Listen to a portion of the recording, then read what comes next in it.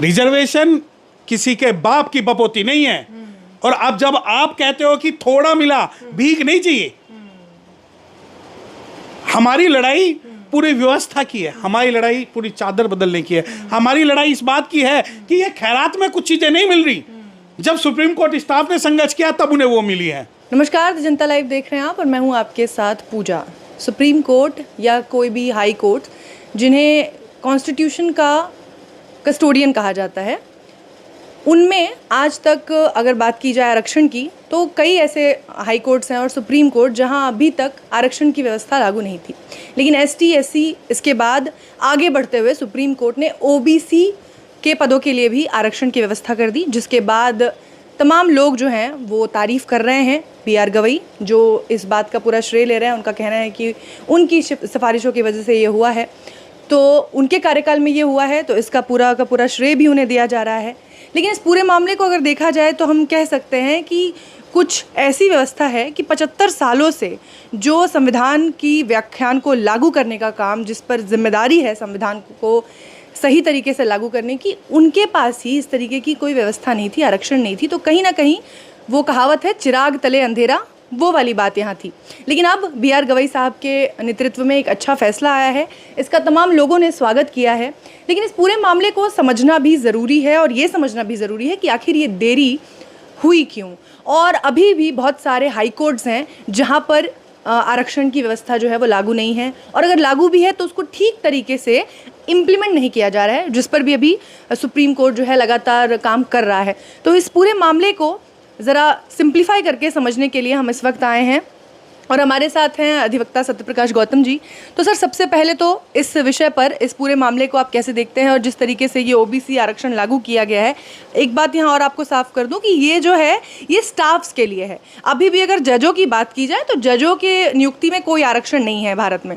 तो इस व्यवस्था को आप कैसे देखते हैं और कैसा लग रहा है जब ये फैसला आया है 75 सालों के बाद? देखिए, आपने मुझसे सवाल किया कि इस मामले को सिंप्लीफाई करके मैं आपसे बात करूं। एक शेर याद आ गया, इरशाद, कि हम आहा भी करते हैं तो हो जाते हैं बदनाम, वो कत्ल भी करते हैं तो चर्चा नहीं होती। वाह वाह। अब ये शेर आज सुनाना इस वजह से जरूरी है कि न्याय के मंदिर में 75 साल बाद, न्याय के मंदिर में 75 साल बाद न्याय का काम करने वालों को न्याय मिला है। बिल्कुल, बहुत खूब। अब एक और मैं एक एग्जांपल दे देता हूँ। गला काट के मोच ठीक करने की एक कहावत सुनी है? आज पूरे शायराना अंदाज में है। नहीं, शायराना नहीं, आप समझिए कि गला काट के मोच ठीक करने की चर्चा हो रही है आज। अब चर्चा क्यों जरूरी? कि महामहिम माननीय जस्टिस बीआर गवई साहब ने सुप्रीम कोर्ट के स्टाफ में आरक्षण लागू किया तो धरती पलट गई। माननीय गवई साहब वो भी हैं जो क्रीमी लेयर का कॉन्सेप्ट शेड्यूल कास्ट में लाना चाहते हैं जी। माननीय गवई साहब ये कहते हैं कि आर्थिक आधार पर ही जातिवाद होता है, और लेकिन जैसे ही माननीय गवई साहब सीजीआई बन के महाराष्ट्र जाते हैं तो उनका जो उनके साथ जो स्वागत हुआ वो आर्थिक आधार पे नहीं हुआ। अब आ जाओ कि सुप्रीम कोर्ट के स्टाफ में रिजर्वेशन मिल गया, बहुत बढ़िया। शायद गला काट के मोच ठीक कर दी गई है, तो अब उस मोच की बात कर लेते हैं। क्या अगर आप रिजर्वेशन लागू कर रहे हैं तो उसे रेट्रोस्पेक्टिव रूप से लागू करेंगे या प्रोस्पेक्टिव लागू करेंगे? सुप्रीम कोर्ट का जो स्टाफ है, जिसमें आज आप 75 साल बाद, और मैं आपको एक बात बता दूं, ये पहली बार नहीं है जब सुप्रीम कोर्ट स्टाफ में रिजर्वेशन लागू किया गया। इसकी जो शुरुआत की गई थी वो जस्टिस के.जी. बालाकृष्णन साहब द्वारा की गई थी, तो मैं आप सबको रेक्टिफाई कर दूं। और सबसे पहले जो schedule caste employees of supreme court के जो मुद्दे उठाए गए थे वो जस्टिस के.जी. बालाकृष्णन साहब के सामने उठाए गए थे। अब मुझे ये बताएं कि क्या सुप्रीम कोर्ट स्टाफ में प्रमोशन भी मिलेगा या सिर्फ रिजर्वेशन मिलेगा? बात तो की गई है कि प्रमोशन में भी मिलेगा। वो तो देखिए, मीठा मीठा गप गप, फिक्का फिक्का थू थू। अच्छा, प्रमोशन मिलेगा। अब आ जाओ बात की, भाई हाँ बहुत बड़ा काम हो गया। एक एग्जांपल देना चाहता हूँ। एक 5 मीटर की साड़ी होती है जिसे आपने भी पहना, वो मेरी मम्मी भी पहनती है, सब पहनते हैं।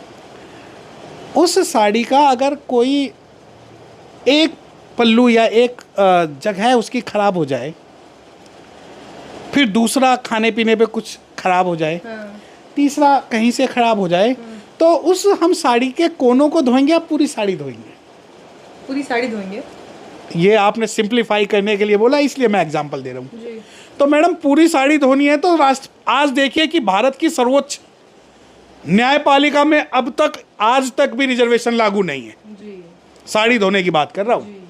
राष्ट्रपति के जो अंगरक्षक हैं वो भी SC ST OBC कम्युनिटी से नहीं आ सकते। वहाँ भी नहीं है। हाँ। सुप्रीम कोर्ट के जजेस हैं वो भी नहीं आ सकते, हाई कोर्ट के जजेस हैं वो भी नहीं आ सकते, चीफ सेक्रेटरी नहीं आ सकते, लिटरल एंट्री में लोग नहीं आ सकते, प्रमोशन रिजर्वेशन में नहीं आ सकते, IAS में नहीं आ सकते, बिजनेसमैन में नहीं आ सकते, अफर्मेटिव एक्शन में नहीं आ सकते, बिजनेस में नहीं आ सकते, पार्लियामेंट में नहीं आ सकते, और आप ये कहते हैं कि हमने सुप्रीम कोर्ट के स्टाफ को रिजर्वेशन दे दिया। वाह, अच्छा, समझते हैं? जस्ट लेकिन सर कुछ तो अच्छा देखना चाहिए ना। यही तो आप लोगों की गलत फहमी है कि गला काट दो, मोच ठीक कर दो। कुछ तो अच्छा होना चाहिए कि नखून काट दीजिए ताकि उस पर नखून पर फिनिशिंग तो आ जाए। इतने सालों से तो वो भी नहीं था, अब कम से कम वो भी तो मिला। नहीं, मुझे एक बात बताए ना, वो कह रहे हैं कि नहीं, भूखे पेट मरने से अच्छा सूखी रोटी खा के मरो। समझ रहे इसका मतलब? आप भी तो ये कह रहे हैं कि दो तो पूरी थाली में 56 भोग दो वरना मत दो। नहीं, दो तो जितना दूसरों को दिया उतना हमें दो। जो संविधान हमें अधिकार देता उतना दो। 56 भोग नहीं मांग रहे। आपको पता मरना तो है ही, भूखे मरेगा या सूखी रोटी से मरेगा, तो मैं सूखी रोटी डाल देता हूँ। रिजर्वेशन भीख है, कॉन्स्टिट्यूशनल मैंडेट नहीं है। और अगर जस्टिस BR गवई साहब स्टाफ में कर सकते हैं तो आप सुप्रीम कोर्ट के कॉलेजियम में क्यों नहीं करते? अब सुप्रीम कोर्ट के कॉलेजियम में करते तो जस्टिस सुरेश कैद जो है, जो ग्वालियर से जो मोती का केस के बाद में जो वहां से हटे हैं, वो भी तो सुप्रीम कोर्ट आ सकते थे। और आप बात करते हैं रिजर्वेशन दे दिया। रिजर्वेशन किसी की भीख नहीं है कि जस्टिस BR गवई ने दे दिया। मैं तो तब जस्टिस BR गवई को सलाम करता, सल्यूट करता, जब जस्टिस BR गवई ये कहते कि जितने भी सुप्रीम कोर्ट स्टाफ के साथ 75 सालों में अन्याय हुआ है उसको मैं न्याय दिलवाऊंगा। अब आप कुछ तो मिला, कुछ तो करके गया। अरे मत दीजिए ना, मत दीजिए। कब तक हम ऐसे आने वाले 75 साल लड़ रहे हैं, तो यानी 200 साल तक आज हम सुप्रीम कोर्ट में करवाएंगे, कल हम जो है राष्ट्रपति भवन में करवाएंगे, परसों लिटरल एंट्री में करवाएंगे, फिर IIT में करवाएंगे। तो ऐसे तो 10,000 संस्थाएं हैं, तो हमें तो हर अगर 10 साल में भी करें तो 1 लाख साल लगेंगे। आप ये संकल्प ना समझिए। जस्टिस में एक बहुत आपको बहुत से लोग आपका चैनल देख के मुझे गाली देंगे कि नहीं ये तो जस्टिस BR गवई साहब ने इतना बड़ा काम कर दिया और जी ये तो उनके अगेंस्ट में बोल रहा है। मेरा व्यक्तिगत जस्टिस BR गवई साहब से कुछ नहीं है। मुझे इंडिविजुअल वो क्या कर रहे हैं मुझे इससे कोई लेना देना नहीं है। मैं जो जस्टिस BR गवई साहब से एक्सपेक्ट करता हूँ, मैं ये एक्सपेक्ट करता हूँ वो कॉन्स्टिट्यूशनल मैंडेट के हिसाब से जस्टिस दे। वो अपने हिसाब से ये ना कहें कि शेड्यूल कास्ट की कुछ जातियां जो हैं वो क्रीमी लेयर में आती है और वो रिजर्वेशन का सारा फायदा जो है उन्होंने ग्रैब कर लिया। और रिजर्वेशन कब तक? तो जस्टिस के BR गवई साहब, रिजर्वेशन जब तक होगा जब तक कि आपका मुंबई में जाने पर, महाराष्ट्र में जाने पर उसी प्रकार स्वागत ना हो जिस प्रकार सभी CGI का हुआ है। मेरी लड़ाई आपसे व्यक्तिगत नहीं है। अब आ जाओ कि नहीं रिजर्वेशन मिला, रिजर्वेशन मिला। कोई रिजर्वेशन अभी तक कोई भारत सरकार ने कोई भी उसमें नोटिफिकेशन जारी नहीं किया। सुप्रीम कोर्ट रजिस्ट्री ने अभी तक कोई जो है उस पर ऑफिशियली स्टेटमेंट नहीं दिया है। अब मुझे ये बताएं कि क्या सुप्रीम कोर्ट स्टाफ जो कॉन्स्टिट्यूशन से बड़ा है? पहला सवाल। क्या प्रेसिडेंट की जो पर्सनल जो सिक्योरिटी है वो कॉन्स्टिट्यूशन से बड़ी है? क्या कोलिजियम सिस्टम के अंदर रिजर्वेशन का प्रावधान नहीं होना चाहिए? क्या जल जंगल जमीन जिसकी हम लड़ाई लड़ रहे हैं, जो संवैधानिक पद पे बैठा हुआ कोई भी जज है, उसका व्यक्तिगत मत के हिसाब से न्याय होगा या कॉन्स्टिट्यूशनल मैंडेट के हिसाब से न्याय होगा? आप कहते हैं कि नहीं न्याय मिला, कुछ तो मिला, कुछ तो मिला। नहीं चाहिए कुछ भी। चाहिए तो हर वो चीज चाहिए जो संविधान ने, बाबा साहब ने, संविधान सभा ने, हमारे पुरखों ने हमें लड़ने के लिए दी है और हमारे समाज को दी है। अब जस्टिस बी आर गवई साहब कहते हैं बड़े प्राउडली, और बहुत सारे मेन स्ट्रीम मीडिया उसको ग्लोरीफाई करके दिखाती है कि जस्टिस बी आर गवई साहब ने कहा है कि वो रिटायरमेंट के बाद कोई पद नहीं लेंगे, कयामत हो गई, कोई पद नहीं लेंगे। क्यों भाई? मुझे तो ऐसा लगता है कि जस्टिस बी आर गवई साहब को पता है कि रिटायरमेंट के बाद ना तो उन्हें एनएचआरसी का चीफ बनाएंगे, ना ही ग्रीन ट्रिब्यूनल का चीफ बनाएंगे, और एनएचआरसी और ग्रीन ट्रिब्यूनल ऐसे वो मलाई के और ताकत के पद हैं जिसमें लोग तरसते हैं जाने को। अच्छा, अगर आपको समाज का ही भला करना है, मैं तो विनम्र निवेदन जस्टिस बी आर गवई साहब से, नेशनल ह्यूमन राइट कमीशन का चेयरमैन बनिए ना आप रिटायरमेंट के बाद।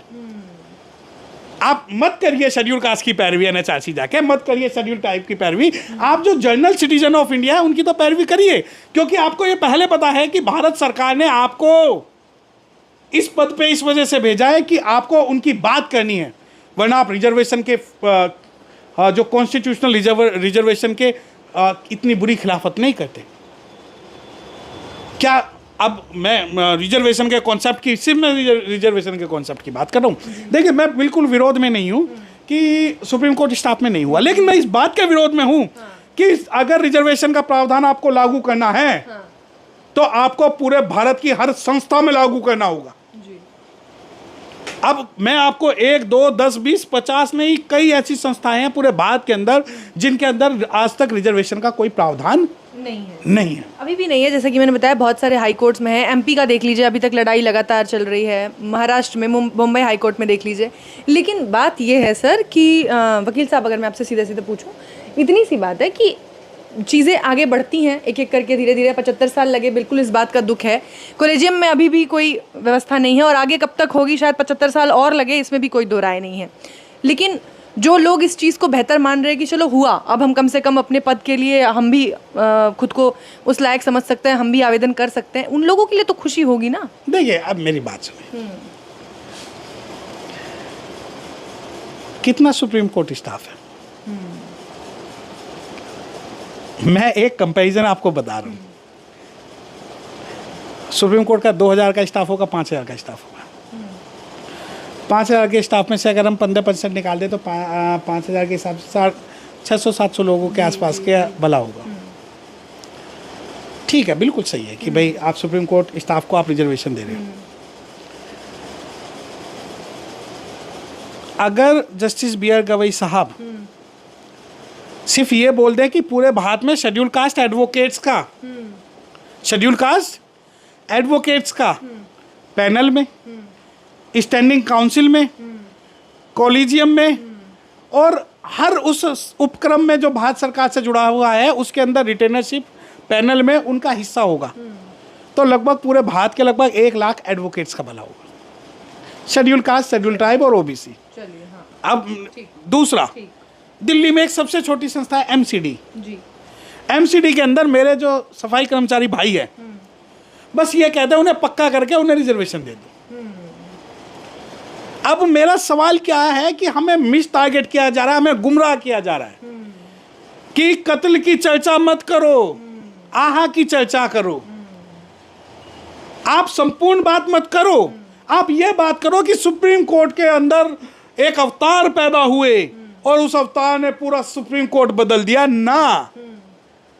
मैं अब आप कहते हैं ना कुछ ना कुछ, सॉरी, कि कुछ ना कुछ, मैं हाथ जोड़ के विनम्र निवेदन है, भारत की महिलाओं को सुप्रीम कोर्ट के अंदर जो है आप कॉलेजियम में या अब हाँ, मैं एक चीज़ और इसमें बता दूं, एक टेक्निकल चीज़ बता रहा हूँ। सुप्रीम कोर्ट बार एसोसिएशन में पहली बार ऐसा हुआ कि वीमेंस को 33% रिजर्वेशन मिला, इंक्लूडिंग दी सेक्रेटरी। वो भी एक बहुत बड़ा कांड हुआ जो कि माननीय भगवान चंद्रचूड़ साहब ने किया। और माननीय भगवान चंद्रचूड़ साहब वो हैं जो आज बंगले पे कब्जा करके बैठे हुए हैं, जिन्हें खाली कराने के लिए जो है हाँ नोटिस सुप्रीम कोर्ट भी, तो जो भगवान हमारे समाज की नज़रों में तो उन भगवान की कहानी बता रहा हूँ। उन भगवान ने सुप्रीम कोर्ट बार एसोसिएशन में महिलाओं को रिजर्वेशन तो दे दिया, परंतु जब शेड्यूल कास्ट, शेड्यूल ट्राइब और ओबीसी की महिलाएं सुप्रीम कोर्ट में गई कि हमें भी सभी बार एसोसिएशन के अंदर हमें हमारा हिस्सा चाहिए और हमारी भी सीट रिजर्व करनी चाहिए, तो वही माननीय जज साहब कहते हैं कि नहीं, हम एडवोकेट्स की बारों को जातियों में नहीं बांट सकते। रिजर्वेशन किसी के बाप की बपोती नहीं है, और अब जब आप कहते हो कि थोड़ा मिला, भीख नहीं चाहिए। हमारी लड़ाई पूरी व्यवस्था की है, हमारी लड़ाई पूरी चादर बदलने की है, हमारी लड़ाई इस बात की है कि ये खैरात में कुछ चीजें नहीं मिल रही। जब सुप्रीम कोर्ट स्टाफ ने संघर्ष किया तब उन्हें वो मिली है। पाते हैं कि ये भी तब संभव हो पाया है जब एक पिछड़े वर्ग से चीफ जस्टिस ऑफ इंडिया निकल कर आए हैं, तब ये संभव हो पाया है। और इसके बाद भी ये अपने आप में बड़ी बात है, वरना इससे पहले तो कभी कोई नहीं कर पाया। ना ऐसा नहीं है, मैंने आपको बताया ना, आप दिग्भ्रमित मत होइए और ना कीजिए। पहली बात मैंने बताया कि ये जो प्रक्रिया है केजी बालाकृष्णन साहब के समय से शुरू हो गई थी। दूसरी बात, अगर आप मुझे बताएं कि अगर केजी बालाकृष्णन साहब अगर जस्टिस बी आर गवई साहब चीफ जस्टिस ऑफ इंडिया नहीं बनते तो क्या पूरे सुप्रीम कोर्ट स्टाफ को कभी जीवन में रिजर्वेशन नहीं मिलता? क्या जो रिजर्वेशन की लड़ाई लड़ने वाले संगठन हैं, लोग हैं, या ऐसे गुमनाम व्यक्ति हैं जो इस आंदोलन के पीछे हैं? अब हमारे बहुत से लोगों ने कहा कि सुप्रीम कोर्ट में जो स्टैचू लगी है वो माननीय चंद्रचूड़ साहब ने बाबा साहब की स्टैचू लगाई है तो रियल अम्बेडकराइट है। नहीं, उसमें बसपा के जो सांसद थे उन्होंने भी अपना योगदान दिया, कई अन्य संगठनों ने भी अपना योगदान दिया, सभी लोगों ने संघर्ष कई सालों से किया। और उनका कहना ये था जब महात्मा गांधी की स्टैचू अगर सुप्रीम कोर्ट में लग सकती है तो कानून निर्माता, राष्ट्र निर्माता, संविधान निर्माता बाबा साहब की क्यों नहीं लग सकती? उसका क्रेडिट नहीं दे सकते। अब आ जाओ बात कि आपको ये बात समझनी पड़ेगी, हमें इंडिविजुअल कैपेसिटी में हम डील नहीं कर रहे हैं जस्टिस बी आर गवई साहब से, हम बात कर रहे हैं कॉन्स्टिट्यूशनल मैंडेट की। और ये जो एडमिनिस्ट्रेटिव ऑर्डर, आप एक टेक्निकल मैं आपको बता दूं, अगर जस्टिस बी आर गवई साहब उसी ऑर्डर में ये कह दें कि भारत के अंदर जितनी भी संस्थाएं हैं उन सभी में रिजर्वेशन लागू होगा, तो मैं इस फैसले का स्वागत करूँ। चलिए, ये अपना अपना नज़रिया है। और जो लोग चादर के दाग धुलने पर खुश हैं, या साड़ी, जैसा आपने एग्जाम्पल दिया, साड़ी के दाग धुलने पर खुश हैं, वो उनका नज़रिया है। दूसरी ओर हमारे साथ सत्यप्रकाश गौतम जी जैसे लोग हैं जिनका कहना है कि देखो, दाग धुल धुल के बहुत लंबा अरसा बीत चुका है, अब चादर बदलने की व्यवस्था पर ध्यान दिया जाना चाहिए। तो बहुत बहुत शुक्रिया सर, अपनी राय हमारे साथ रखने के लिए और लीगली इस पूरे मामले को सिंप्लीफाई करने के लिए बहुत बहुत धन्यवाद। Thank you. जय भीम।